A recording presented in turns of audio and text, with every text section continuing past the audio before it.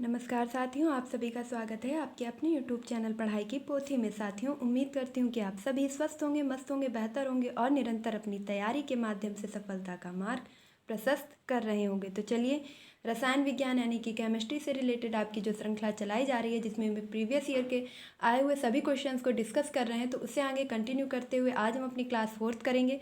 तो बिना समय व्यर्थ के सीधे अपने टॉपिक पर चलते हैं। कम समय बेहतर कंटेंट के लिए पढ़ाई की पोथी को सब्सक्राइब करना बिल्कुल भी ना भूलें। इसके आगे के सभी क्वेश्चंस हम पिछले वीडियो में डिस्कस कर चुके हैं, तो जिन्होंने उन्हें नहीं देखा है वे वीडियो की प्लेलिस्ट में जाकर के उसे देख सकते हैं। आज का जो हमारा क्वेश्चन है वह स्टार्ट होता है कि जल की स्थायी कठोरता का कारण क्या है। जल में जो स्थायी कठोरता होती है वह किस कारण होती है? तो कैल्शियम और मैग्नीशियम के सल्फेट व क्लोराइड का घुला रहना। ये क्वेश्चन हम यहाँ तक कर चुके थे। आगे का आज देखेंगे। 0 डिग्री केल्विन तापमान को कहते हैं। जो 0 डिग्री केल्विन तापमान होता है उसे क्या कहते हैं? तो परम शून्य ताप। प्रश्न आपसे यह से भी पूछा जा सकता है कि परम शून्य ताप है 1 डिग्री केल्विन, 5 डिग्री केल्विन या -0 डिग्री केल्विन या 0 डिग्री केल्विन। तो आपका आंसर हो जाएगा 0 डिग्री केल्विन को हम परम शून्य ताप के नाम से भी जानते हैं। -273 डिग्री केल्विन बराबर होता है -273 डिग्री सेंटीग्रेड किसके बराबर होता है? तो 0 डिग्री केल्विन के। यहाँ से हम दो क्वेश्चन तैयार करेंगे। जैसे 0 डिग्री केल्विन ताप को भी हम परम शून्य ताप कह सकते हैं, और अगर पूछा जाए कि -273 डिग्री सेंटीग्रेड को भी हम परम शून्य ताप कह सकते हैं। अगला प्रश्न देखेंगे। परम शून्य तापमान पर गैसों का आयतन हो जाता है।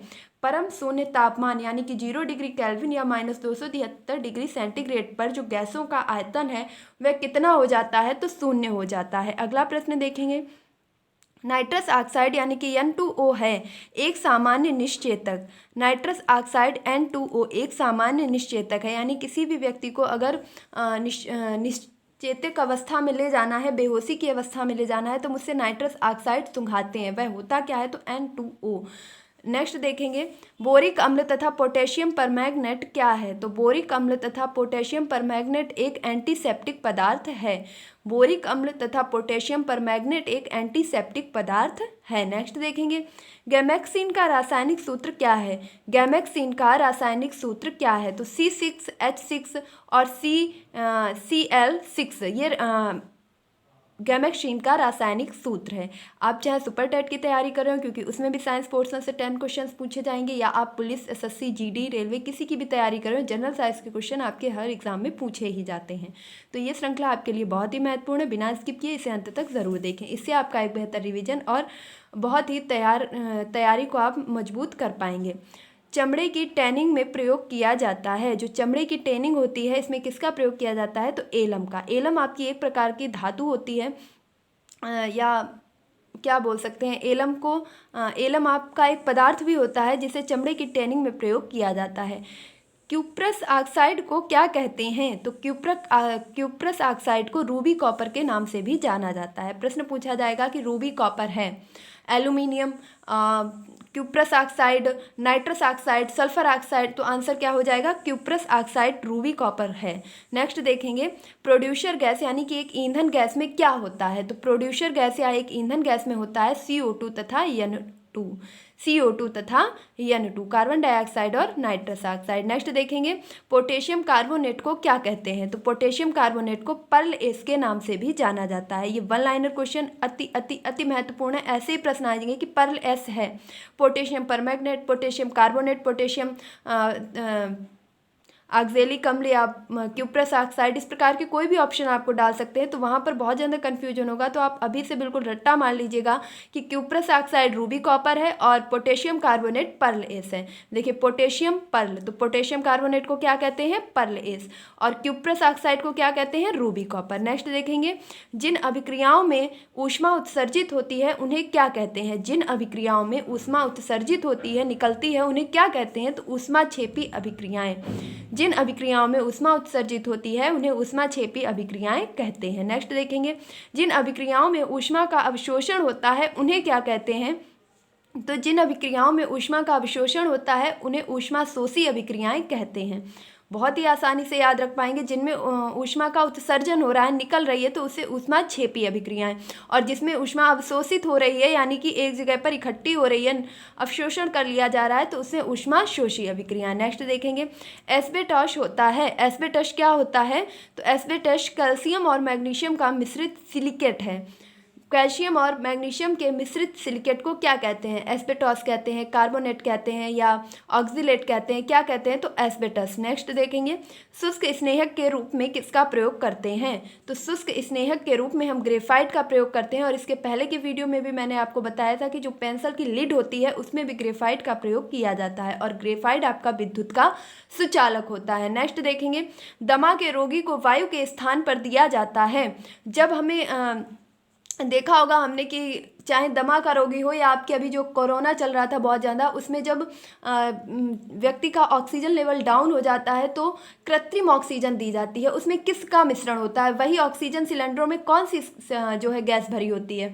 अगर कोई डिफरेंस नहीं होता है तो हम किचन वाला सिलेंडर है जो, उससे क्यों नहीं गैस देने लग जाते हैं व्यक्ति को? तो ऐसा नहीं होता ना, क्योंकि उनमें जो गैसों का मिश्रण होता है वह अलग अलग होता है। जबकि जो हमारे किचन सिलेंडर में प्रयुक्त होने वाली गैस है उसमें हमारे मीथेन, ब्यूटेन और प्रोपेन भी होती है। और जो व्यक्ति को दम घुटने पर या उसे सांस का जो उसका लेवल है ऑक्सीजन का वो डाउन होने पर जब उसे सांस दी जाती है तो उन सिलेंडरों में हीलियम और ऑक्सीजन का मिश्रण मिला होता है। याद रखेंगे सांस देने वाले सिलेंडरों में, ऑक्सीजन सिलेंडरों में कौन सी, उसे कहते भी हैं कि ऑक्सीजन के लिए सिलेंडर लाइए। ऑक्सीजन नहीं मिल पा रही है व्यक्ति को तो उससे सिलेंडर में ऑक्सीजन तो होना ही होना है, लेकिन उसके साथ क्या होता है? हीलियम होता है। और हीलियम सबसे हल्की गैस होती है, इसलिए इसे वायुयान के टायरों में भी भरा जाता है, गुब्बारों में भी भरा जाता है।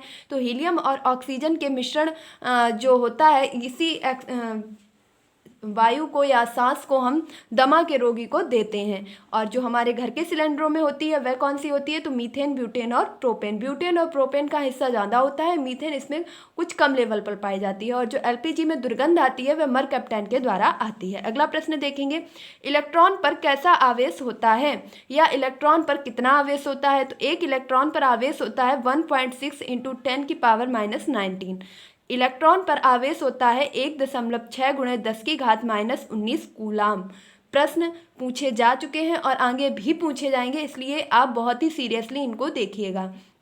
और अगर कोई क्वेश्चन आपको ऐसा लग रहा है कि समझ नहीं आ रहा है या मैं भूल सकता हूँ तो उसे नोट डाउन कीजिएगा। अगला देखेंगे वेल्डिंग प्रक्रिया में प्रयुक्त होता है। जो वेल्डिंग प्रक्रिया है उसमें किसका प्रयोग किया जाता है? तो ऑक्सी एसिटिलीन का। ऑक्सी एसिटिलीन के द्वारा वेल्डिंग प्रक्रिया की जाती है। सबसे भारी गैसीय तत्व कौन सा है? तो सबसे भारी गैसीय तत्व है रेडॉन। रेडॉन सबसे भारी गैस तत्व है। अगला देखेंगे सबसे प्रबल अपचायक कौन होता है? तो सबसे प्रबल अपचायक होता है लिथियम। लिथियम सबसे प्रबल अपचायक है। नेक्स्ट देखेंगे सर्वाधिक समस्थानिक होते हैं। अब सर्वाधिक यानी कि लगभग 27, तो सबसे अधिक 27 समस्थानिक किसके होते हैं? तो पोलोनियम के। पोलोनियम के 27 समस्थानिक होते हैं। अगला देखेंगे आवर्त सारणी के फर्स्ट ए समूह के तत्व लिथियम, नाइट्रोजन और पोटेशियम इत्यादि में जो होते हैं इन्हें क्या कहते हैं? तो आवर्त सारणी के फर्स्ट ए समूह के जितने भी तत्व होते हैं उन्हें क्षार धातुओं के नाम से जानते हैं। और वहीं जो फर्स्ट बी समूह वाले तत्व होते हैं उनको किस नाम से जानते हैं? तो उन्हें सिक्का धातु के नाम से जानते हैं। सीधा सा आप याद रखेंगे कि जितने भी वर्ग ए में आएंगे उन सभी को क्षार धातु, और जितने भी वर्ग बी में आएंगे उनको सिक्का धातु के नाम से जानते हैं। अगला देखेंगे पानी की स्थायी कठोरता दूर की जा सकती है। जो पानी में स्थायी कठोरता होती है वह किसके द्वारा दूर की जा सकती है? तो सोडियम कार्बोनेट के द्वारा। पानी की स्थायी कठोरता को सोडियम कार्बोनेट के द्वारा दूर कर सकते हैं।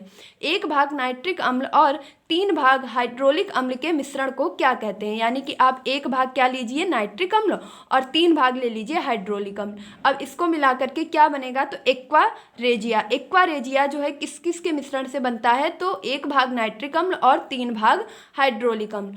और आपके जो पेट में पाचन क्रिया है वह किसके कारण होती है? HCl के द्वारा, यानी कि हाइड्रोक्लोरिक अम्ल। नेक्स्ट देखेंगे जर्मन सिल्वर मिश्रण है। बहुत ही पॉपुलर क्वेश्चन है, जर्मन सिल्वर किसका मिश्रण है? इसमें अधिकतर कंफ्यूजन हो जाता है कि सिल्वर आया है तो सिल्वर धातु तो आनी ही आनी है। बिल्कुल ऐसा नहीं है, क्योंकि जो जर्मन सिल्वर है इसमें तांबा, जिंक और निकिल का मिश्रण होता है। इसमें सिल्वर का कहीं भी प्रयोग नहीं किया जाता है। तो इस चीज़ को याद रखेंगे कि जर्मन सिल्वर में तांबा, जिंक और निकिल होता है, जबकि सिल्वर नहीं होता है। तो ये थे आज आपके कुछ इंपॉर्टेंट क्वेश्चन। छोटे छोटे वीडियोस ला रही हूँ ताकि आप बहुत ज़्यादा बोरियत महसूस ना करें। जब वीडियो लंबा हो जाता है तो हम पढ़ते पढ़ते उबाऊपन महसूस करते हैं, और वो मैं बिल्कुल भी नहीं चाहती, क्योंकि जब तक हम पढ़ें तब तक बिल्कुल एक्टिव होकर के पढ़ें। इसलिए वीडियो को यहीं पर समाप्त करती हूँ। मिलती हूँ अपने नेक्स्ट वीडियो में। तब तक के लिए खुश रहिए, मस्त रहिए, पढ़ाई में निरंतरता बनाए रखिए, अपने माता पिता गुरुजनों का सम्मान कीजिए, और प्लीज़ पढ़ाई की पोथी को सपोर्ट कीजिए। अगर आप चैनल पर नए हैं तो अभी तक आपने अगर सब्सक्राइब नहीं किया है तो प्लीज़ इसे सब्सक्राइब कीजिए और शिक्षा के क्षेत्र में अपना योगदान दीजिए। धन्यवाद।